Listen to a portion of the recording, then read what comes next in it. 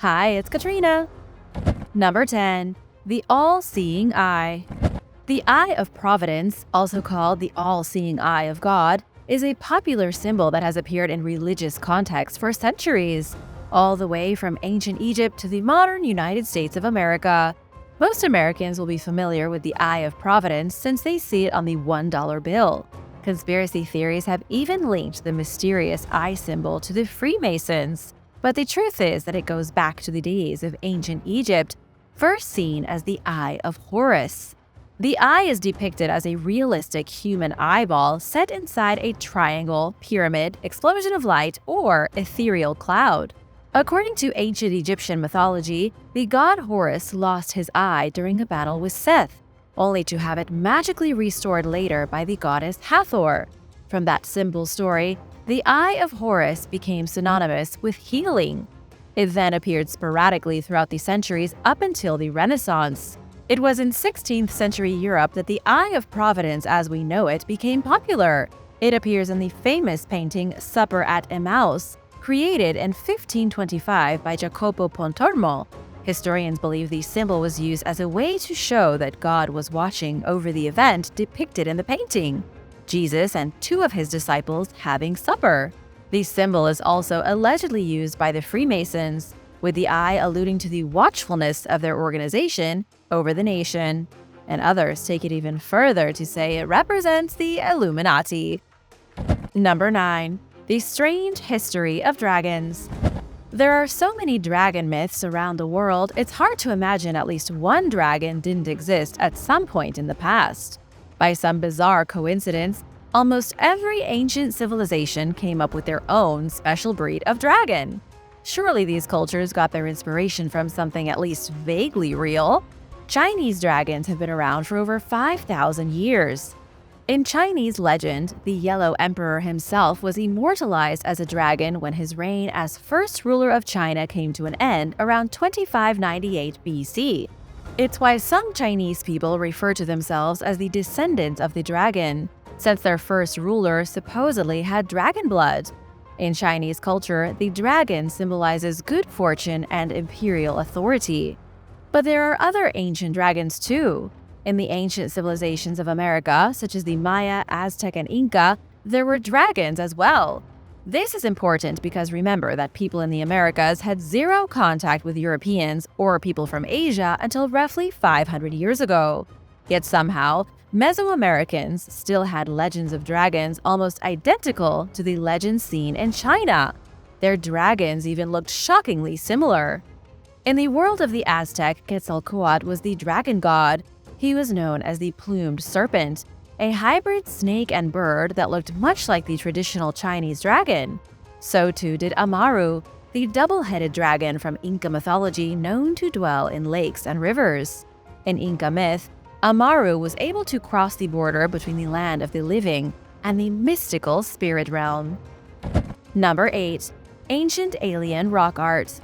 NASA recently published a book which seems to suggest proof of alien visitors can be found in prehistoric artwork across the globe. The book is called Archaeology, Anthropology, and Interstellar Communication. Douglas Vakoch from the Search for Extraterrestrial Intelligence was the man who edited the book. He made a connection between ancient carvings and ancient aliens. Pictures, carvings, and doodles of extraterrestrials can be found in rock art across the globe dating back over 10,000 years. In Tanzania, archaeologists uncovered mysterious pictures made with red ochre that show humanoid beings with big, pumpkin-shaped heads. These beings could be representations of alien visitors who came down from space to observe prehistoric humans. But there are other examples of this all over the world.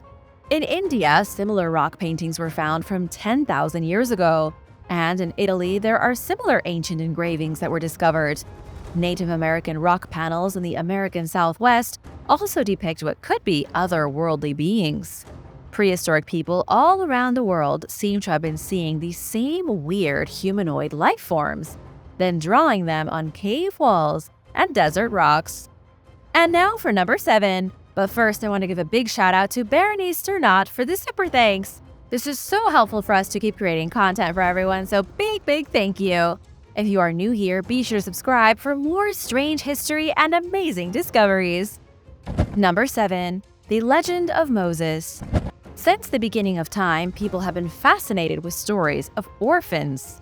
Even in modern storytelling, it's easy to find a tale of a baby dropped off on a doorstep, an abandoned child who rises to the status of hero. It's the very story of Moses, and yet it didn't start with Moses. His origin story is strangely similar to another tall tale about an Akkadian orphan named Sargon. According to the book of Exodus, Moses is set adrift by his mother down the river in a basket made from bulrushes. God directs Moses down the river to where the Pharaoh's daughter is bathing. Moses then grows up under the protection of Egypt's ruler. It's this divine providence which allows Moses to become the legend he's still remembered as today, although there has never been any archaeological proof that Moses ever really existed.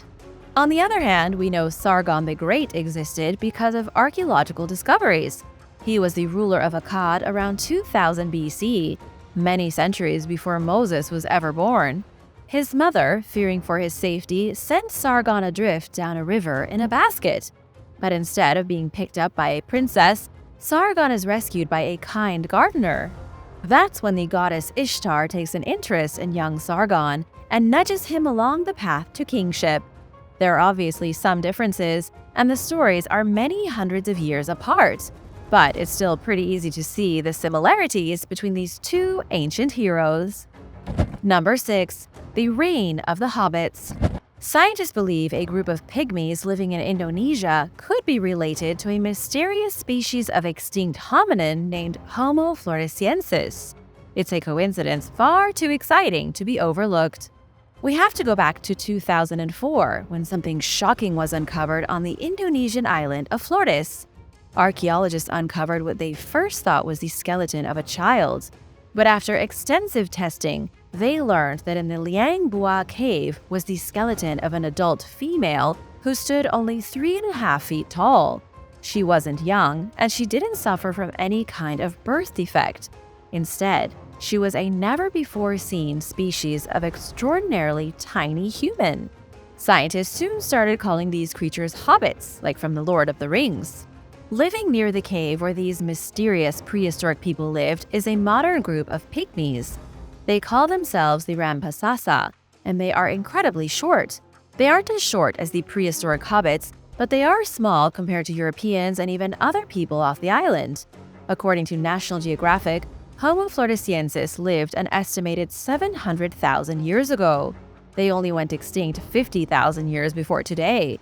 Researchers haven't been able to confirm their theory yet, but it does look like the hobbits could be related to the modern people of Flores. It's just too big of a coincidence for a group of small-statured people to be living where a group of miniature hominins once dwelled. Number 5. Nuclear Sumer.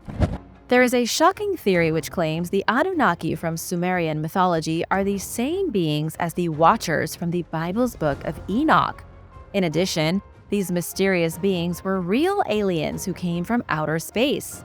Then they bred with human beings and fought amongst themselves until their entire civilization was destroyed. We need to look at 2 individual stories. First is that of the Anunnaki. According to ancient Sumerian lore, the Anunnaki were deities who came from the stars to share knowledge with the people of Earth. They were worshipped in ancient Sumer 4,000 years ago as living gods, and are depicted in countless pieces of artwork recovered from ruins across old Mesopotamia. Modern theories say the Anunnaki came to Earth, then used genetic engineering to help evolve primitive humans. Then, through some poor choices, the Anunnaki bred with their own creations. They corrupted their bloodline, lost their connection to the cosmos, and faded away. The second story is that of the Watchers, found in the forbidden book of Enoch. The story relays how the Watchers, or the angels, were sent to Earth to watch over early human beings. However, the Watchers became obsessed with humans. They bred with human women to create unholy abominations. God was so mad that he erased the Watchers and the Nephilim from the world in a great flood. There is a chance that these stories are one and the same. The Watchers from the Bible are really the Anunnaki from Sumerian legend. What do you think? Let me know in the comments. Number 4. The Gospels and Pagan Myths. During the 1st century, there were a lot of religions flourishing across the Mediterranean. Pagan religions, Judaism, and a new one called Christianity. During these days, it was common to fuse different beliefs and practices into a single religion. Lots of gods and ideas were switched in and out, and this allowed a wide variety of cults and secret religions to form. Each of these mystery cults had their own rites and rituals, and each religion had its own deities and customs. But just how much paganism was introduced to Christianity in the beginning? Many historians believe Christianity began as a mystery cult, just like the Mithraic mysteries or the cult of Dionysus. Jesus Christ is an excellent example of merging pieces from different religions into a new one. Jesus Christ could have started as a celestial god, and many parts of his character were taken from other gods of the time, for example Horus, Mithras, and Attis. Sun gods were widely popular and shared a lot of traits given to Jesus Christ. Most sun gods were born on December 25th, the natural date of the winter solstice. Most of Jesus' characteristics can be linked directly to cosmic worship. His 12 disciples were likely the 12 signs of the zodiac that the sun traveled through. Most mystical pagan gods were also born to virgins, just like Jesus. The gods were particularly infamous for impregnating young human maidens, Zeus being one of the most prolific. Number 3. The Bull Cult. Ancient civilizations across the globe had a bizarre fascination with bulls. But what this obsession means, and why so many ancient people worship them, is still a mystery. In the Minoan Civilization of ancient Greece, circa 3500 BC, they had a bull cult. One of their most popular legends was that of King Minos and the Minotaur.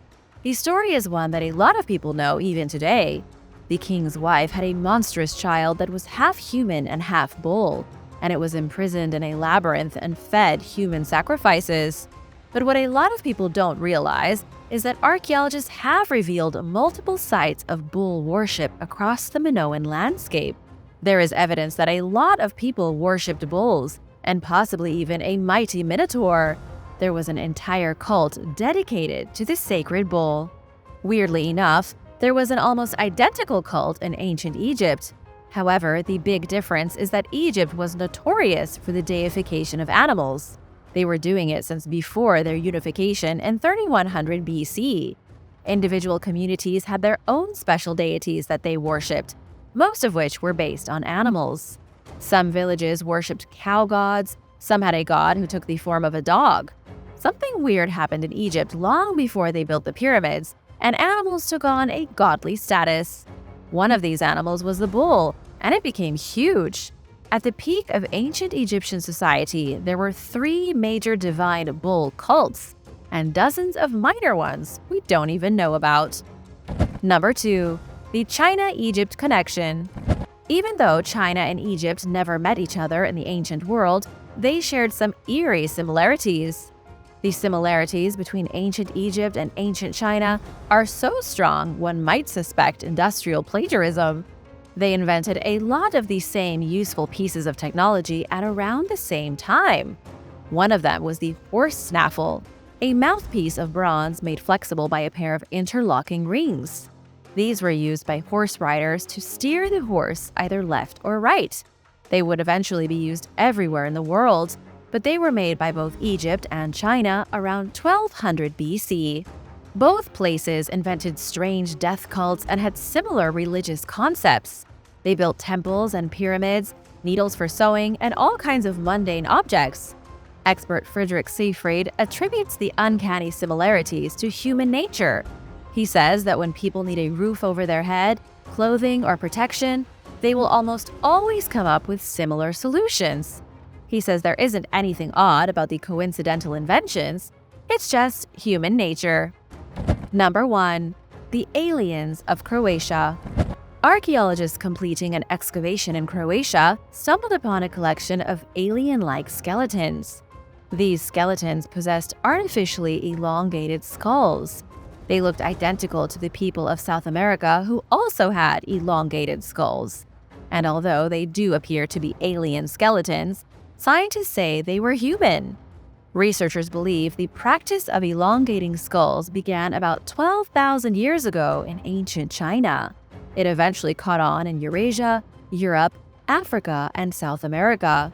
The truly bizarre coincidence is that some groups never even met the other groups who practiced cranial deformation.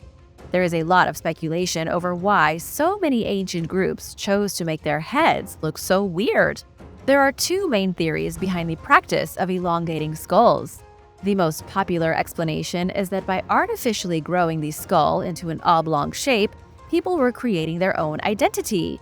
They were creating a cultural origin or an indication of social status. This may have been done to differentiate those of noble birth and the peasants. In the case of Croatian skulls, they belong to children between 12 and 16 who lived about 600 years ago. Yet these people suffered from malnutrition, so they probably didn't come from a wealthy family. They weren't of noble birth at all. The other theory is that the ancient people of the world were mimicking aliens. For ancient alien enthusiasts, it isn't all that ridiculous. If ancient people in China, Europe, and South America met aliens with elongated skulls, they may have wanted to emulate them. It's entirely possible our ancestors were just trying to copy the alien look. What are your thoughts on elongated skulls? Let me know your thoughts in the comments. Thanks for watching. Remember to subscribe if you haven't already, and come back soon. Bye!